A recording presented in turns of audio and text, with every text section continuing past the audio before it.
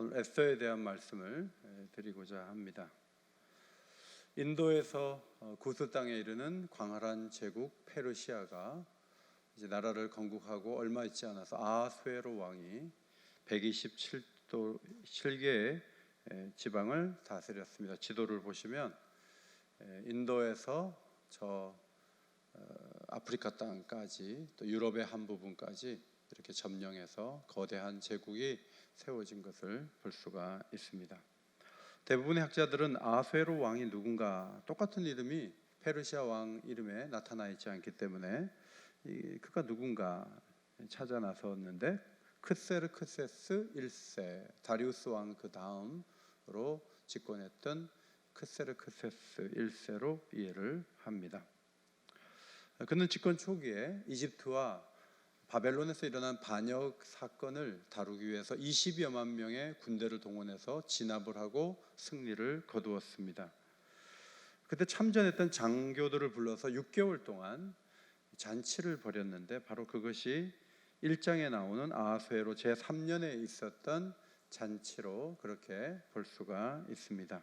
페르시아 사람들은 부부 동반 파티를 벌이는데 부부가 처음에 잔치 자리에 함께 하다가 남자들이 이제 술을 들기 시작하면 여자들이 빠져나가는 그런 형태의 잔치를 벌였습니다.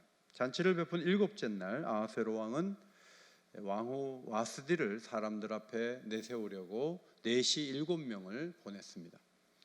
그런데 왕후가 못 나오겠다고 얘기하는 바람에 체면을 구겼고 많은 사람들 앞에 왕은 무안함을 당했습니다. 그 일로 그냥 넘어가지 않고 왕이 신하들과 함께 새로운 왕비를 세우기로 결정하고 와스디를 왕비의 자리에서 폐위시켰습니다. 그리고 나서 이제 2장에 보면 4년이 흘렀어요. 아하수에로 왕 제7년에 있었던 일을 소개하고 있습니다. 이 4년 동안에 어떤 일이 있었는가? 일관 역사를 보면은 크세르크세스 1세가 그리스를 정복하다가 실패해서 많은 군사들이 죽고 어려움을 당하고 술을 날마다 마시면서 허랑방탕한 생활을 했다고 합니다. 왕비를 세워야 되는데 공석인 채 비워두고 4년을 끌었습니다. 이제 왕비를 세우자는 신하들의 제안이 있고 그도 왕비를 세워야 한다는 생각을 하게 되었습니다. 왕비 후보들은 1년 동안 준비해서 왕에게 나아가는데 역사가에 의하면 약 400여 명이 그 후보에 해당됐고 하룻밤에 한 명씩 왕의 처소에 들면서 이 사람이 왕비가 될 만한 자질이 있는가 그것을 왕이 보는 거죠. 한번 왕의 은총을 입은 다음에 그 여인들은 모두 비빈이 됩니다. 비빈이 되어서 한 궁에 갇히는 거예요.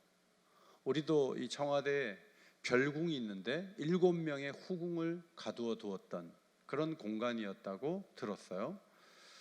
한 400여 명이 차례대로 왕을 만난 다음에는 그 궁에 갇혀서 평생을 지내야 돼요. 삐뚤어진 권력의 힘으로 하룻밤에 한 명씩 비빈의 수를 늘려가다가 에스더를 만난 다음에 왕이 이 사람이다 하는 생각이 들어서 왕비의 자리에 세우게 되었습니다. 에스더가 왕비가 되었다, 유다인인 그가 왕비가 되었다, 그것만으로도 이 드라마는 굉장히 걸작품이 될 만한데 이것은 이야기의 시작에 불과하죠. 이야기가 계속 지납니다. 에스더서 3장 7절에 가면 아하수에로 왕이 된 지 12년이 되었다 이런 말이 나요. 이 말은 에스더가 제7년에 왕비가 되었기 때문에 12년이 되었다는 말은 5년이 흘렀다 그런 말이에요. 이 5년 동안에 가장 큰 변화가 있다면 하만이라는 아말렉 사람, 아각 사람 하만이라는 사람이 제국의 2인자가 되어서 거의 왕과 같은 권력을 휘두르는 그런 변화가 있었던 것이 이 5년 동안의 가장 큰 변화였습니다. 아말렉 사람을 아시죠? 모세가 이스라엘 백성을 이끌고 나올 때 뒤에서 공격해서 치사하게 군인들하고 안 싸우고 여자들, 애들이 있는 거기 칼 들고 나타나서 휘둘렀던 사람들이 아말렉 사람이어서 하나님은 그 종족의 태도를 보면서 진멸해야 되겠다 생각을 모세 시대에 하시고 사울에게 명령을 내리셔서 아말렉 사람을 진멸하라 하셨지만 사울은 순종하지 않았어요. 일부러 살려두었는데 그들이 번성해 갖고 페르시아 제국의 2인자가 탄생하기에 이르렀습니다. 하만은 자신에게 잘 절을 하지 않는 문지기 모르드게가 유다인이라는 것을 알게 되었고 유다인을 다 죽여야 되겠다 이렇게 작전을 세우게 되었습니다. 그는 부르라는 점을 쳤어요. 조그만 돌로 미래를 예견하는 점이었는데 아비벌 1월 13일에 점을 쳐서 언제 죽이면 좋겠는가 12월 아달월 13일 날까지는 다 죽여야 되겠다 이 전략을 짰습니다. 그리고 왕에게 찾아가서 유다인에 대한 얘기는 하지 않고 어떤 민족이 왕의 법률을 잘 안 지킵니다. 다 없애야 됩니다. 왕이 그렇게 동의해 주신다면 제가 제 재산 가운데 1만 달란트를 드리겠습니다. 1만 달란트가 얼마나 은 1만 달란트가 얼마나 큰 돈인가 하면 바로 선왕 때 약 1년 동안 페르시아에서 거뒀던 세금이 1만 5천 달란트 돼요. 그러니까 3분의 2에 해당되는 엄청난 돈을 왕에게 드리겠으니까 어떤 종족인지 모르지만 법률을 지키지 않는 해로운 사람들이니까 죽여달라는 거죠. 왕이 반지를 줬어요. 도장 찍고 네가 알아서 다 해라. 그래서 반지를 받은 하만이 음모를 행동으로 옮겼어요. 이 일이 바벨론역으로 니산월 1월 달에 있었는데 제비를 뽑아서 12월 13일에 주기로 작정했으니까 11개월이 남았어요. 조서가 각 지방으로 퍼져나가는데도 몇 달이 걸리니까 그 정도의 시간이 필요했겠죠. 먼저는 수단성에서 유다인을 도륙하고 죽이려는 사실이 공포되었습니다. 모르드게는 조서를 읽고 죄를 뒤집어 쓰고 성중에 나가 대성통곡합니다. 그는 베옷을 입었는데 당시 베옷은 검은색 옷이었어요. 염소 털로 만든 그런 옷이었습니다. 죄를 뒤집어 썼습니다. 죽음을 상징하는 것이었습니다. 모르드게가 제국의 2인자 하만에게 절을 하지 않다가 유다인 전체가 죽게 되었지만 모르드게는 반성하기는커녕 그 일을 합리화했습니다. 왜냐하면 그 속에는 우상 숭배에 가까운 절을 강요했다. 신학자들은 그렇게 봅니다. 단순히 예의가 없었다 그게 아니고 지가 신도 아닌데 신처럼 대우를 받으려고 해서 모르드게는 거부했기 때문에 끝까지 그는 태도를 바꾸지 않았습니다. 그러나 그 일로 인해서 유다인이 전멸될 위기에 처했습니다. 상황이 심각했습니다. 에스더는 사람들과 교류하지 못하는 궁에서 단절된 채 살아가다가 모르드게가 베옷을 입었다는 소식을 듣게 되었습니다. 아무 영문을 모르는 에스더가 어떻게 이 일에 대처하는가, 그것이 4장의 말씀인데 저는 왕후 에스더가 이 문제를 해결하는 몇 가지 단계를 발견하게 되었습니다. 첫째는 에스더가 옷을 보내죠. 옷을 보내요. 이 말은 베옷을 벗고 제가 보낸 옷을 갈아입고 대궐로 들어오세요 이 말이에요.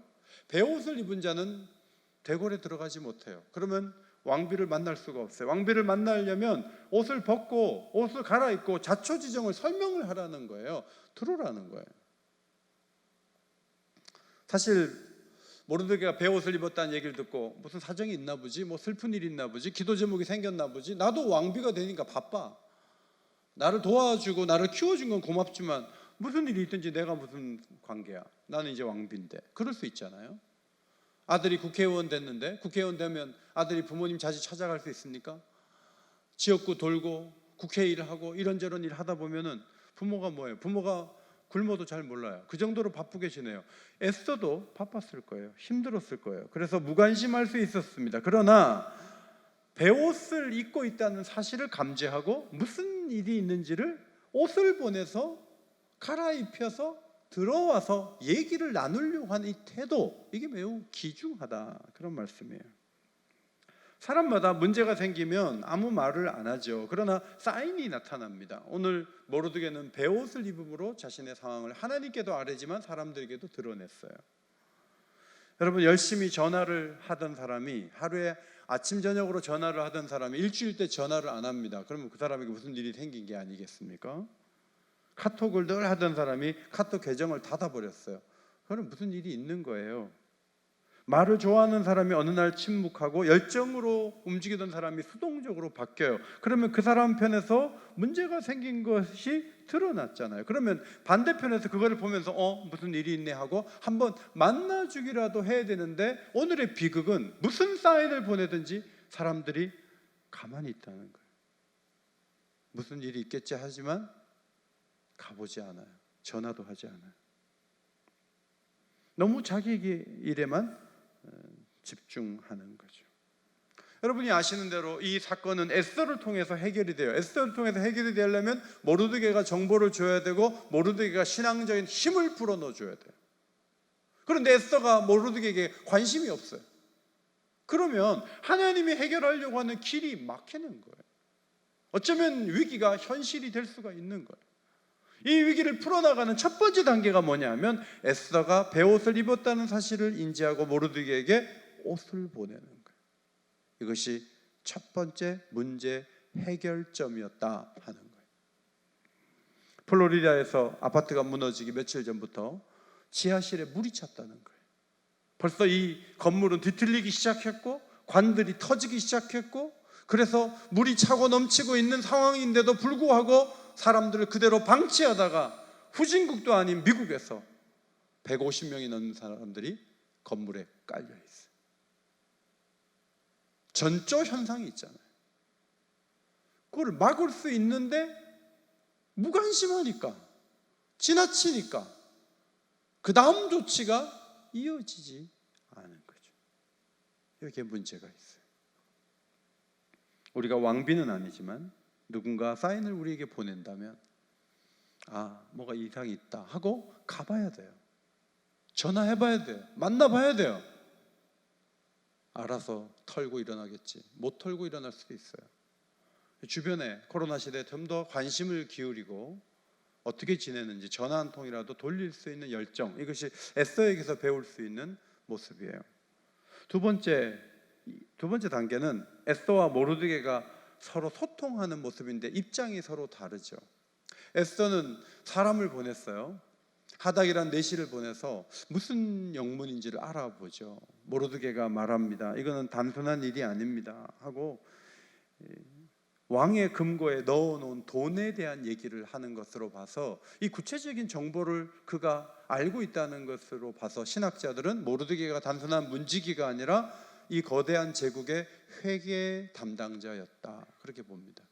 단순한 문지기가 아니라 나라의 운영, 금고에 뭐가 있는지 다 알고 있는 회계 담당자였다. 모르드게는 하만이 작성한 조서의 초본을 에스더에게 전해주죠. 그리고 지금 왕에게 나가서 지금 이때를 위해서 당신이 세워진 거다, 나가야 된다 라고 말을 해줘요. 모르드게가 기도하면서 에스더에게 나가라고 하는 건 참 독특한 모습이에요. 보통 기도 사람들이 이렇게 얘기해요. 기도만 합시다. 하나님이 하실 건데 당신이 할 거 없습니다. 같이 기도만 하면 됩니다. 이렇게 말하거든요. 근데 오늘 모르드게는 나가라는 거예요. 그런데 에스더가 그 얘기를 듣고 고민이 시작되죠. 어떻게 하지? 두 가지 문제가 있다는 거예요. 첫 번째는 왕이 부르지도 않았는데 나가면 죽을 수 있어요. 부인이 400명, 500명, 1000명인데 남편 그립다고 막 다가오면 왕이 체면도 구기고 다 만나줄 수도 없잖아요. 그래서 법을 정해서 그냥 나왔는데 왕이 금호를 내밀지 않으면 그거 죽는 거예요. 두 번째 문제는 왕이 자기를 찾은 지가 벌써 30일이 지났어요. 30일 동안 다른 여자하고 잠자리 한 거죠. 5년 정도 지나면 신혼기가 끝났어요. 아무리 예쁘고 아무리 좋은 여자도 5년이 지나면 그렇고 그런 사람이 되고 마는데 에스더도 그렇고 그런 사람이 되었고 영향력이 떨어졌어요. 상소문을 보내려고 해도 하만이 먼저 열어보면 유다인인 것이 드러나게 되고 문제가 꼬이게 돼요. 이럴 수도 저럴 수도 없는 상황이라고 솔직하게 말을 하죠. 모르드게는 기도만 하지 않고 에스더는 제안을 받자마자 왕에게 곧바로 달려가지도 않고 저들 모두가 심사숙고하고 자신의 입장을 이야기하는데 그 입장이 서로 충돌하는 것으로 보여집니다. 우리는 신앙의 위인들이 어떤 문제를 해결하는 과정에서 서로 다른 입장을 갖지 않을 것이고 고민도 하지 않고 그냥 믿음으로 기도로 앞으로 나갔을 것이라고 너무 단순하게 생각하는 경향이 있어요. 그러나 믿음의 사람들도 고민이 많아요. 아파하고 때로는 서로 의견이 다르고 조율해야 되고, 이것이 믿음의 사람들의 모습이었다. 에스더서는 그것을 보여주고 있습니다. 모세가 하나님의 부름을 받았을 때 세 보니까 5번 정도 거절했더라고요. 하나님, 저 아니에요. 저 말을 못해요. 제가 가면 나 하나님 이름도 모르는데요. 하나님 이름 뭔데요? 나 여호와다. 이제 이름 알아가지고 내가 가면 사람들이 인정하겠습니까? 저 못 가요.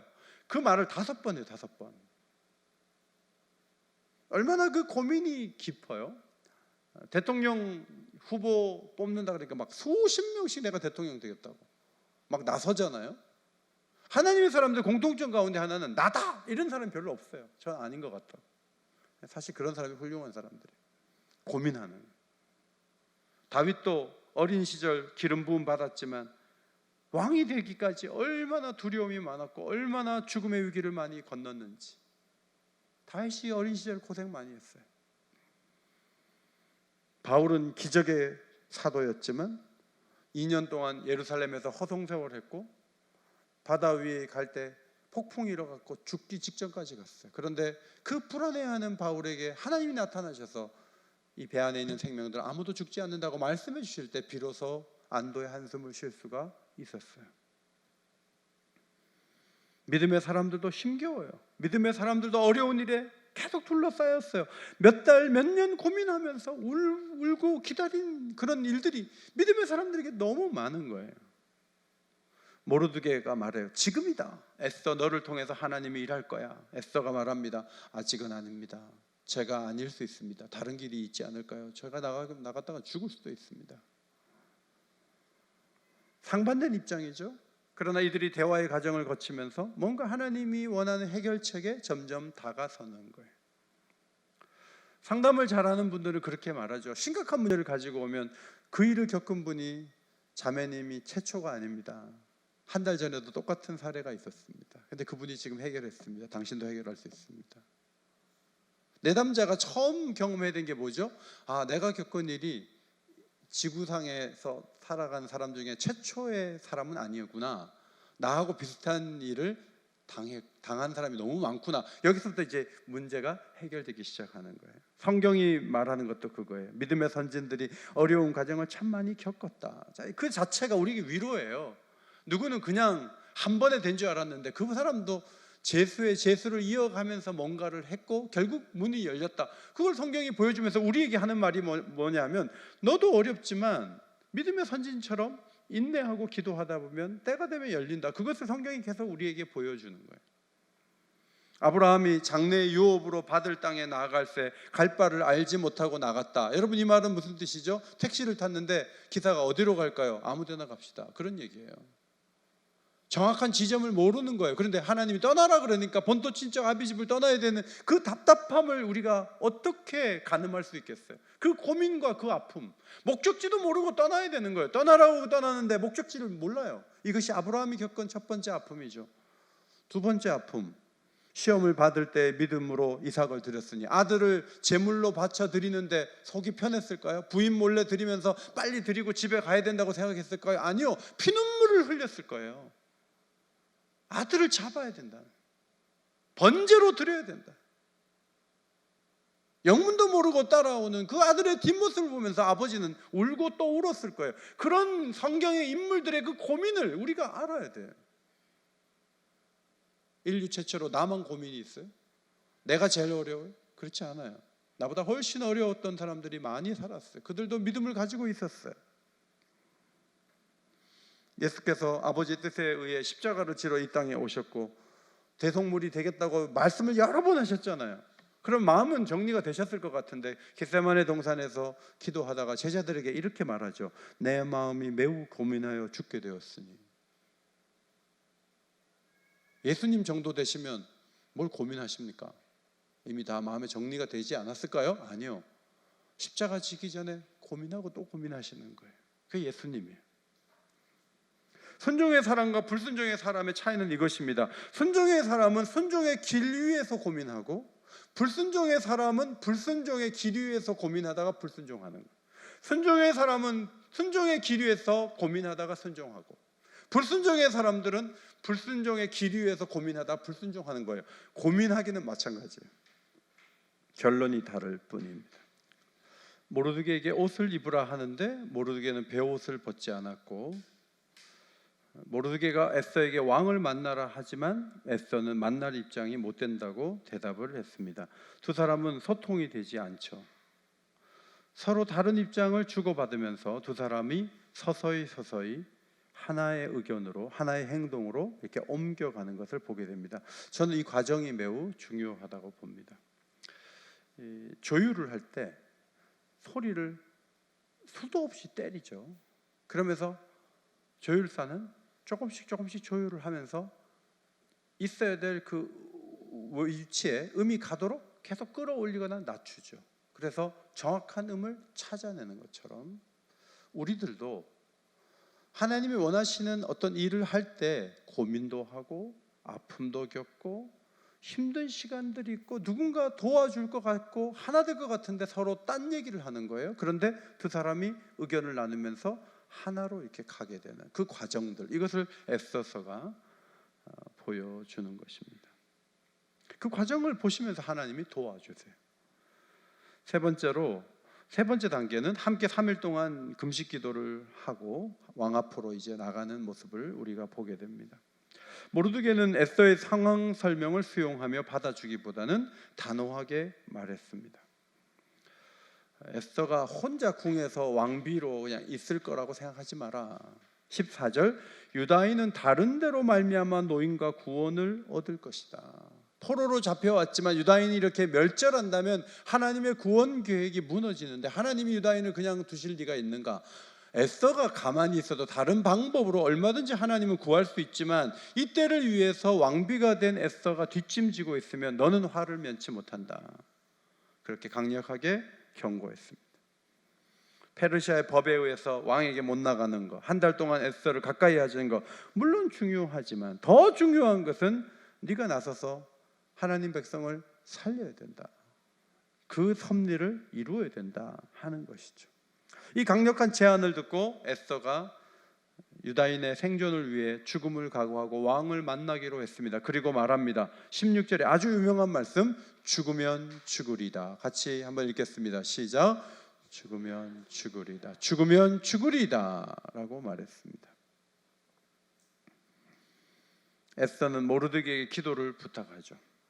수산에 있는 그 성에 있는 유다인을 다 모아 3일 동안 금식기도 해주십시오. 제안을 했습니다. 에스더도 3일 동안 금식하고 왕을 만나겠다. 시녀들과 함께 3일 동안 금식하겠다. 금식기도를 통해 백성들과 하나가 되어 하나님 앞에 나아갈 때 하나님이 도와주실 것을 굳게 믿었습니다. 여러분, 위기는 누구에게나 올 수 있지만 그 위기를 어떻게 이겨내는가, 그게 중요한데 그냥 시간이 가면 이겨내는 것이 아니고 위기 때 함께 기도하려고 기도를 부탁하고 자신도 기도하고 옆에 있는 사람들도 같이 기도하고 그 다음 움직이는 거 하고 그냥 상식적으로 이제 일이 되겠지 하고 기다리는 것과는 전혀 다르죠. 기도의 결과가 에스더서 5장, 6장, 7장이에요.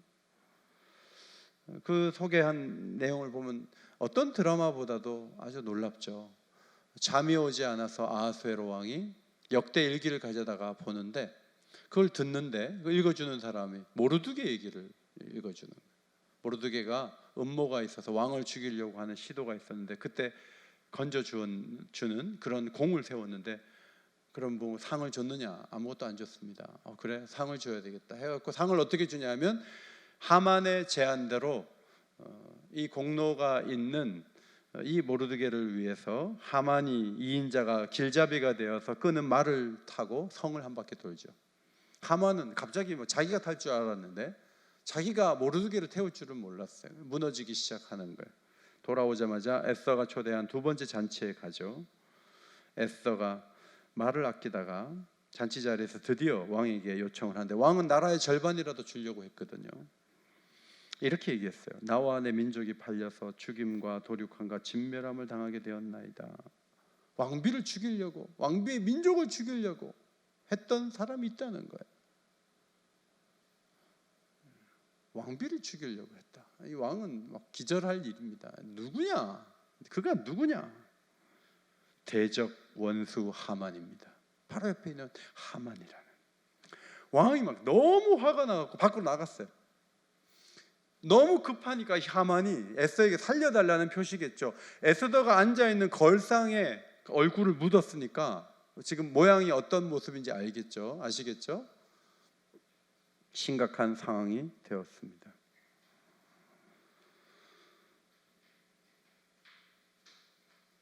그런데 이 하만의 행동은 법을 어긴 거예요.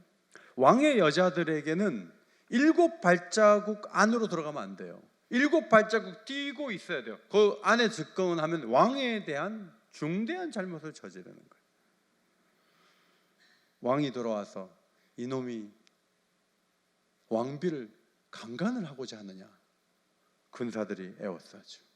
모르드게를 죽이려고 했던 그 장때에 하만이 처형을 당했습니다. 온 유다인이 함께 기도하고 에스더가 아하수에로 왕 앞에 나아간 결과는 아주 놀라웠어요. 아달월 13일에 유다인을 진멸하기로 했지만 바로 그날 유다인을 죽이려고 했던 모든 대적들을 제국에서 다 처형하는 그런 일들이 있게 되었고, 유다인들은 아달월 13일, 14일, 양력으로 보면 2, 3월 되니까 6월절 한 달 전이에요. 그 때를 부림절로 지키게 되었습니다.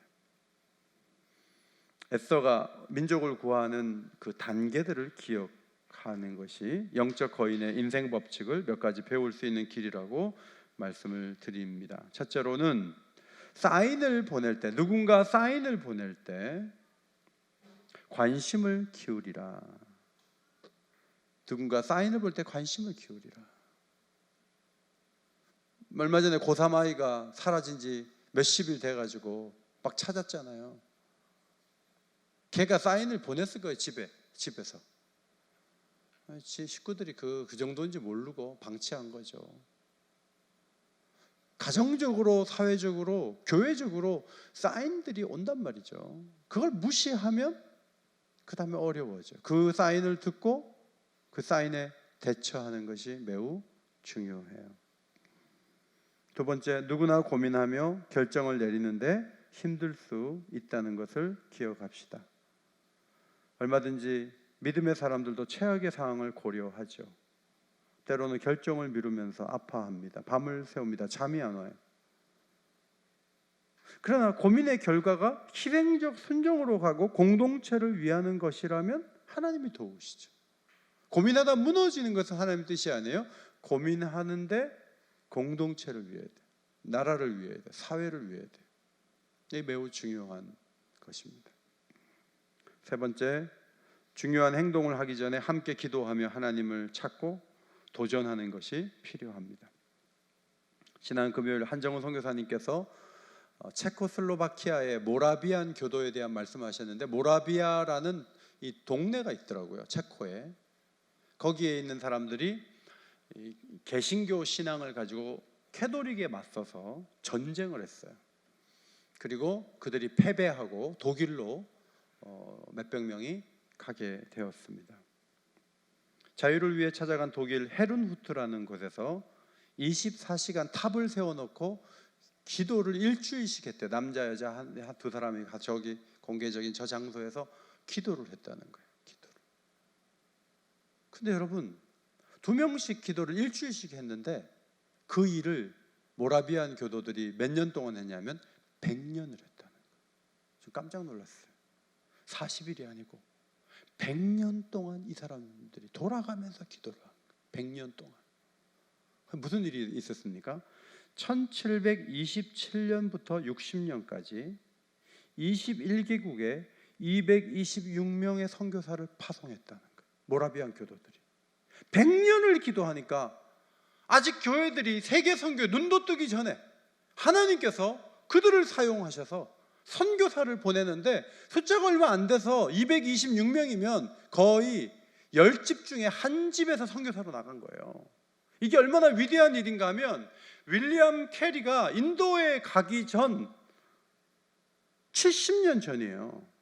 허드슨 테일러가 중국에 가기 100년 전이에요. 그런데 기도하는 사람들을 하나님이 움직이신 거예요. 함께 기도할 때 하나님이 역사하실 줄 믿습니다. 이것이 매우 중요해요. 문제의식은 많이 있는데 기도를 안 하면 어떻게 문제가 해결이 되겠습니까? 모라비안 교도들의 그 모습을 보고 감리교의 창시자 존 웨슬리가 충격을 받고 어떻게 보면 감리교를 일으킨 거예요. 그 영향이 감리교에 간 거예요.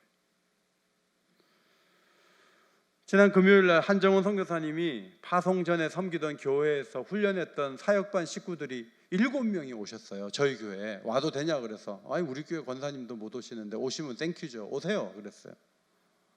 그 7분이 들어왔는데 영적 분위기가 다른 거예요.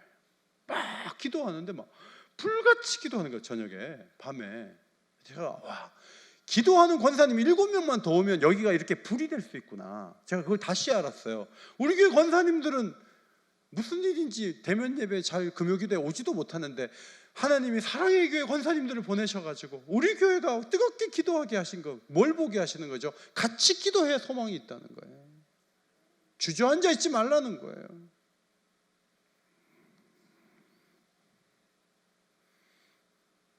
우리나라가 지금 여러 가지 위기 속에 있어요.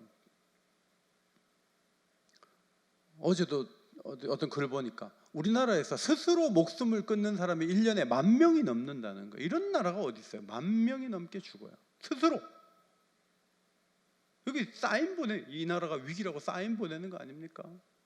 물론 한편으로는 하나님이 선지국 대열에 세우시고 우리를 잘 되게 하셨지만 지금 가정이 붕괴되는 그 속도, 가치관의 혼란, 젊은이들이 그냥 막 일확천금을 노려갖고 모든 월급을 모아가지고 막 투자를 하는데 막 하룻밤에 막 반씩 날아가 버리고 막 여기저기서 또 죽을까 말까 또 소리가 들려오고 이게 우리 사회 아니에요?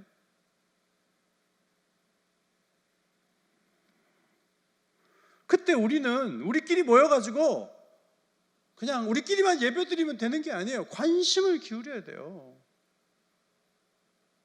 아, 저 사람이 왜 지금 아플까? 왜 힘들까? 제 친구들 중에는 목회를 중간에 그만둔 친구들이 있어요. 근데 선배들이 그러더라고요. 그냥 가서 얘기라도 들어주라고. 그럼 도움이 된다는 거예요. 아니 제가 그만둔 목회를 제가 어떻게 도와줘요? 제가 뭐 다시 뭐 일자리를 어디 알려줄 수도 없고. 그러나 만나서 듣기라도 해야 된다. 전화라도 한 통 해야 되는 거예요. 그런데 우리가 지금 어디에서 문제가 생기냐면 내가 너무 심각하다 보니까 옆에서 막 죽는 소리를 해도 우리는 다 그래 뭐 이러면서 그냥 지나가는 거예요. 그래서 뭔가 우리를 통해서 하나님이 일하실 부분들을 자꾸 놓치면서 여기저기서 문제가 생기는 거예요. 관심을 기울여야 돼요. 오늘도 예배 중에 어떤 분이 옆으로 이렇게 넘어가셨어요. 모두가 가서 그 다음 조치를 취해야 되는데 그거야 뭐 그 사람의 입장이고 하고 다들 손 놓고 있으면 어떻게 되는 거예요? 그 다음에 굉장히 심각한 문제가 일어날 수 있잖아요. 여러분이 지금 잘 도우셔서 병원으로 가신 것으로 보이는데, 두 번째, 깊이 고민하고 그 시간이 중요해요. 자기 얘기를 좀 하고 서로가 갈등하는 것 같지만 다른 얘기를 하는 것 같지만 사실은 접점을 서로 찾거든요. 그러니까 그 고민이 나쁜 게 아니에요. 예루살렘 교회도 안디옥 교회 사람들이 오니까 고민이 서로 만나 지금 교회 안에 오히려 예루살렘 교회가 분열되는 것 같지만 결국은 좋은 결론이 도출되는 거예요. 할례 안 받아도 구원 받는다. 그러나 네 가지는 주의하자. 사람을 보내고 교류하고 교리가 세워지는 그런 은혜가 있잖아요. 그냥 고민하는 거 나쁜 거 아니에요. 고민할 수 있어요. 때로는 밤에 잠 못 잘 수 있어요. 그것을 비신앙적인 것으로 간주할 필요는 없어요. 충분히 그럴 수 있다. 세 번째는 간절하게 같이 기도해요. 함께 기도해야 돼요. 그러면 하나님이 해결책을 주세요. 믿으십니까? 하나님이 해결책을 주세요. 이 에스더의 이 아름다운 신앙의 법칙을 잘 생각하시고 이 거대한 위기에 맞서고 새롭게 하신 하나님의 은혜를 경험하게 되시기를 예수의 이름으로 축원합니다. 하나님 아버지, 말도 안 되는 일들이 벌어지고 수많은 위기가 우리에게 나타납니다. 가만히 있지 않도록 관심을 보이고 또 고민을 하면서 함께 기도하며 나갈 때 해결해 주실 줄 믿습니다. 또 오늘도 예배 중에 쓰러진 성도님을 기억해 주시고 건강의 위기에서 건져 주셔서 다시 밝은 모습으로 예배할 수 있도록 은혜의 손으로 회복시켜 주옵소서. 간구하며 예수님의 이름으로 기도하옵나이다. 아멘.